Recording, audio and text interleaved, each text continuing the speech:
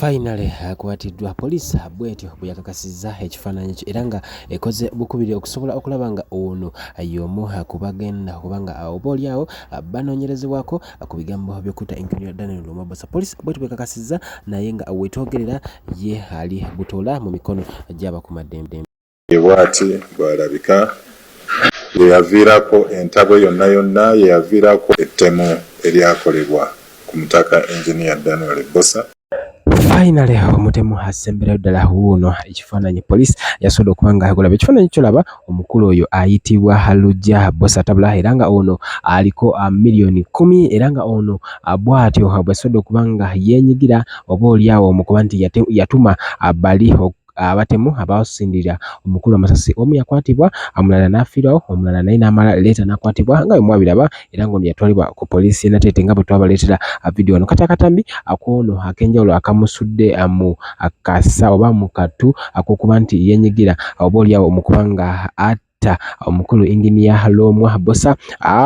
Omukulu oyo alina essimu y'enjawulo gy'akuba ogenda kuba nga owulira poliisi engeri gy'amukuttemu omukulu oyo afande Fred nanga oboolyawo nga annyonnyola engeri gye basobola okuba nga omukulu bamukwatamu byonna byonna mbikuddira olunaku olwaleero naye nga nja kusaba awo wennyini video gyempeereka like kikulu nnyo kubanga information eno erina okuba nga etambula buli muntu yenna awagira ebikolwa ebyekko bambi nja kusaba video eno gintereko ka like kubanga information eno yeetaaga okuba nga etuuka abantu bangi nnyo basobola okuba nga bafa ate oboolyawo mu bintu ebitaliimu. Omukulu ono singa abeera akwatiddwa oboolyawo kigenda kuyambako poliisi n'okugikenderezaako ku ddimu kati buli waterako ka like bambi nja kujjukiza nti omukulu yafa wiiki ewedde era nga ono baasooka okuba nga Bobi Wine twamulabako nga omujja omukulu ng'asooka okuba nga oboolyawo akola emikolo egisembayo egy'okusiibula omwoyo gw'omugenzi oboolyawo gugende mu mirembe era nga police asigenda kuba nga nkulisayo wabula nga sinaba kuba nga ngira maaso ngenda kuwa omukulu ate oboolyawo lanek atabukidde omukyala Gabby Ntate era nga ono amanyiddwa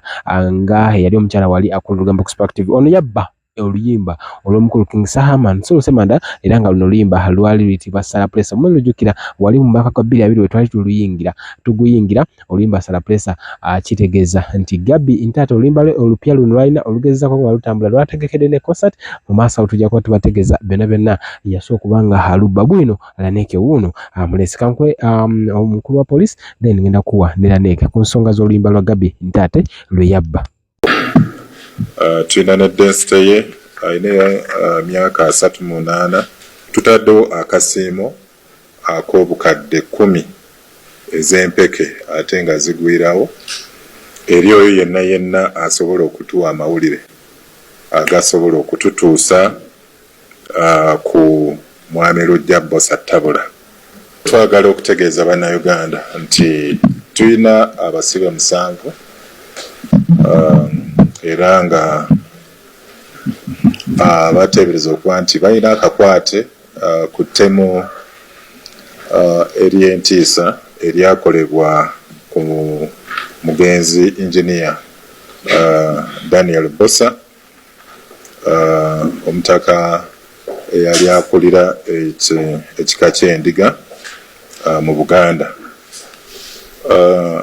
Twateekawo abakugu okuva mu bakessi ba Crime Intelligence ne CID okukola okunoonyereza nga bakolera wamu ne poliisi mu Kampala Metropolitan.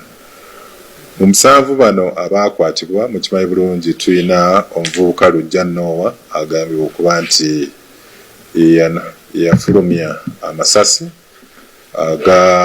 aganasula omugenzi ne gasaanyawo obulamu bwe. Ono yasobodde okudda engulu obulungi akyali mulago awamu n'omukyala Mirena Luwenda gwe twakwatira ku kkooti y'Ekisekwa. Bano n'abalala 5 baali mu lukwe olwaviirako okupangisa abatemu Serunkuma Enoch Lwomwa Noah n'abalala awamu n'olukwe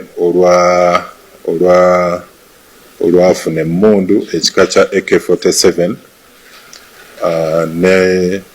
n'engeri omupango n'ekifo we baataayiza omugenzi bamale bamukuba amasasi agamujja mu bulamu bw'ensi eno. So bano bataano tujja boogerako kubanga nga fayiro eno emaze okukomawo okuva ewabi wa gavumenti oba DPP. Tulage mu bataano baani abalina obujulizi obulina akakwate ku ttemu eryakolebwa.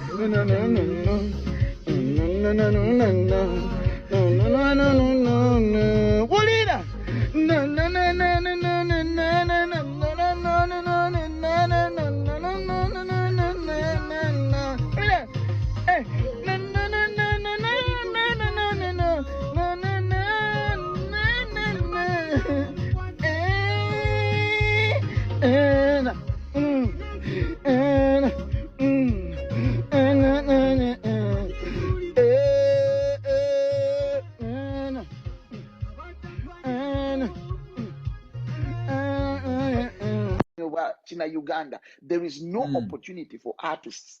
Okitegera era ne tukira ku matane tugamba abayimbi twegatte tukoleyo media houses ezaffe tukole tutya era nze nkubuulira ogenda abayimbi obuuze ekibuuzo ate neweddamu naye mbale njagala kuwaako submission ku ekyo kyoliko tuleketwe Mr. William ayogere.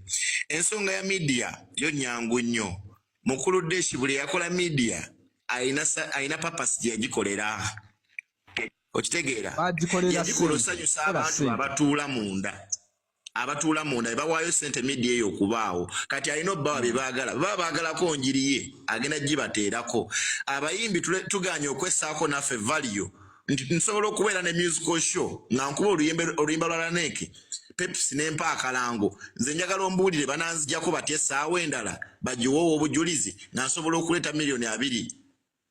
Tekisoboka. Wabula mwe bennyini musooke muddeyo mwekolemu omulimu nga mukyali mu bino ebyokukayana ani asinga ani akola ki mu concentrating ku kigambo mukole music omulungi ngendo. A'udhu billahi minash shaitani rajim. Bismillahir rahmanir rahim. Alhamdulillah rabbil alamin. Ze ajimiti omusomi w'ekitabo era omusomi w'edduwa. Nkosa kyoto kino ekyoto kino kiba kitagombolola. Lwaliro ku kyoto kuno kunyambira abantu bange. Buli muntu yenna alina ekizibu kye ojja ku kyoto kino n'osula akabani nenkusabira. Buli alina ekizibu naddala mu abali Bulaya nompereza amanya nenga sula mu kyoto kino nenkusembere edduwa nenkujjako ebizibu ne babikusumbuye. Walemererwa mirimu ki ddala mu abali Bulaya abali mu nsi muno mu Uganda abalemeddwa okufuna visa. Nantegeeza eri abaana Adamu enkozesa nkofu ku kyoto kuno bamala okusindika enkofu eyo negenda ebanja amabanja ge bakubanjiza gonna gwe yalema okufuna okuweebwa hajimiti nkozesa amazzi ku nnyanja kuno kumulengera ku mazzi wano hajimiti nga bwenyimidde olwaleero ngokumasira abaana Adamu bompereza ebiwandiiko byonna bye bompereza ng'oli e Bulaya mbikwata nembizinga ne mwandika kapapula nembisula mu nnyanja nensaba Allah gwensinza asumulule ebyo bye babikulemeredde awa visa agifuna alemedde ofuna omusajja omulungi amufuna nsangibwa ku namba 0752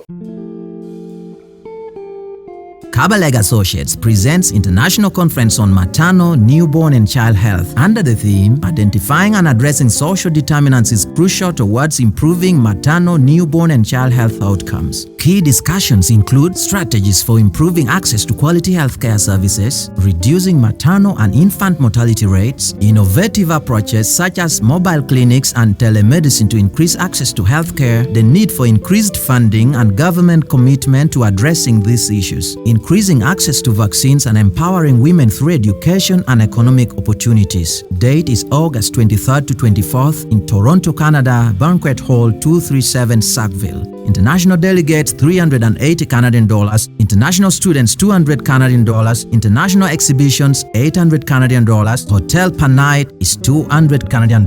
Contact us on +1437 216 8893 or +256 752 223 237. Email us at kabalegassociates@gmail.com. You can also visit our website on www.kabalegassociates.com.